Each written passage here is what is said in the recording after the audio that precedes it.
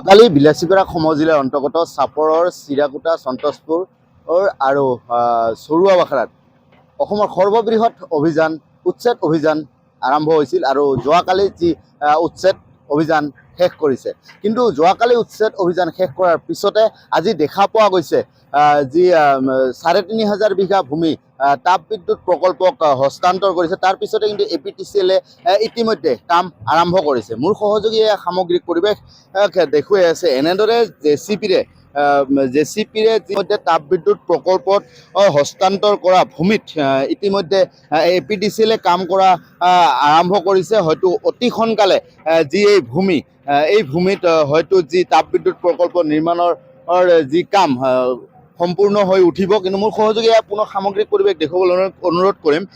যি এই চাপৰৰ চৰুৱা বাখৰা সন্তোষপুৰ আৰু চিৰাকুটা গাঁৱত এক নিৰ্মম পৰিৱেশৰ সৃষ্টি হৈছে, যিহেতু যোৱাকালি এক সৰ্ববৃহৎ উচ্ছেদ অভিযান উচ্ছেদ চলোৱা দেখিবলৈ পোৱা গৈছিল। তাৰ পিছতে কিন্তু এই যি লোকসকল আছে অধিকাংশ লোক কিন্তু এই যি স্থান ত্যাগ কৰি ইয়াৰ পৰা গুচি গৈছে। তাৰ পিছতে কিন্তু আজি দেখা পোৱা গৈছে যি APTCL তেখেতসকলৰ যি কাম ইতিমধ্যে আৰম্ভ কৰিছে। যিহেতু এই স্থানত কোনো ধৰণৰ স্থানীয় লোক তথা বাহিৰৰ কোনো লোক ইয়াত প্ৰৱেশ নিষিদ্ধ কৰিছে। তাৰ কাৰণে ইয়াত কোনো ধৰণৰ যিহেতু স্থানীয় লোক দেখিবলৈ পোৱা নাই। মোৰ লগত আমাৰ সতীৰ্থ সাংবাদিক উপস্থিত আছে, মই তেওঁৰ পৰা কিছু কথা জানিব চেষ্টা কৰিম। যিহেতু যোৱাকালি এক বৃহৎ উচ্ছেদ অভিযান আৰম্ভ হৈছিল আৰু যোৱাকালি শেষ হৈছে, কিন্তু আজি দেখা পোৱা গৈছে APTCL ইতিমধ্যে কাম আৰম্ভ কৰিছে। কি ক'ব? হয়, গুৰুত্বপূৰ্ণ কথাটো হৈছে উচ্ছেদ অভিযানত ২৪ ঘণ্টা এতিয়ালৈকে হোৱাই নাই। সাংঘাতিক ধৰণে তীব্ৰ গতিত কিন্তু কাম আৰম্ভ কৰা দেখা গৈছে। ইতিমধ্যে আপোনালোকে দেখা পাইছে APTCLক ইতিমধ্যে এই ভূমি হস্তান্তৰ কৰা হৈছে আৰু APTCL কিন্তু তীব্ৰ গতিত কামো আৰম্ভ কৰিছে। ইতিমধ্যে JCB দেখা পাইছে, চাৰিওফালে JCB প্ৰশাসন হস্তম হৈ আছে। প্ৰশাসনৰ নিৰাপত্তা বেষ্টনীৰ মাজত থাকি কিন্তু APTCL কাম আৰম্ভ কৰিছে। হয়তো পৰৱৰ্তী সময়ত খুব কম সময়ৰ ভিতৰত এই ভূমি চৰ্চা চলিছে আদানী গ্ৰুপক হস্তান্তৰ কৰিব আৰু আদানী গ্ৰুপে ইয়াত কিন্তু তাপবিদ্যুৎ প্ৰকল্প স্থাপনৰ কথা বহুত দিন আগৰ পৰাই কিন্তু চৰ্চা চলিছে। ৪,০০০ বিঘা ভূমি মুক্ত কৰা হৈছে, উচ্ছেদ কৰা হৈছে। কিন্তু এই উচ্ছেদৰ মাজতো আকৌ কথা আছে, সাংঘাতিক ধৰণে অপ্ৰীতিকৰ ঘটনা, কেইবাটাও বিক্ষিপ্ত ঘটনা সংঘটিত হৈছে। কেইবাজন লোক আহত হৈছে।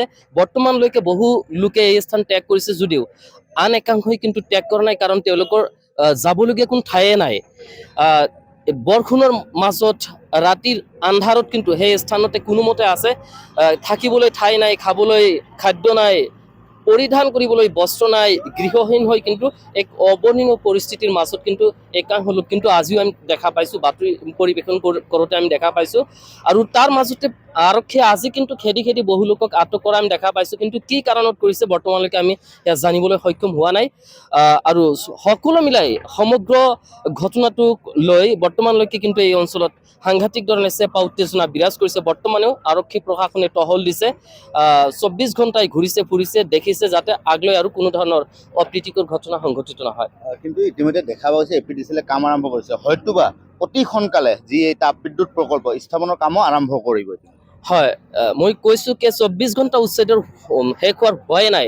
যোৱাকালি অৰ্থাৎ ৮ জুলাই সন্ধিয়ালৈকে উচ্ছেদ চলিছিলে আৰু আজি তাপবিদ্যুৎ প্ৰকল্প স্থাপনৰ বাবে নতুবা APTCL মাটিৰ কাম আৰম্ভ কৰি দিছে। যি সমান আছে মাটি সমান কৰিছে JCBয়ে, চাৰিওপিনে JCBয়ে কাম আৰম্ভ কৰি দিছে। হয়তো খুব কম সময়ৰ ভিতৰত এই ভূমি সম্পূৰ্ণৰূপে আদানী গ্ৰুপক গতোৱা হ'ব, এনেই চৰ্চা চলিছে।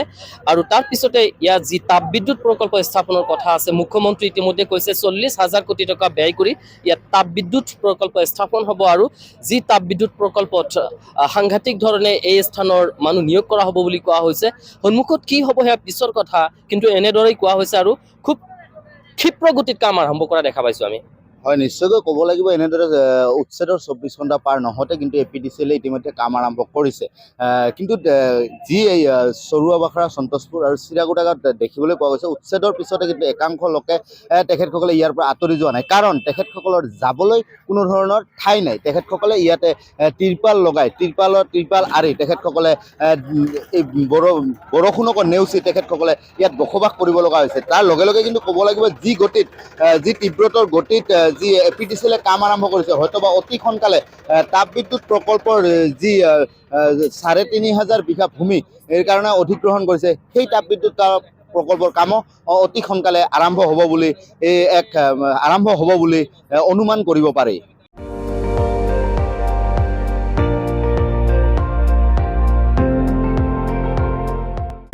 আপুনি চাই আছে ND24 সৰ্বশ্ৰেষ্ঠ নহয় সৰ্বোত্তমৰ দৌৰত।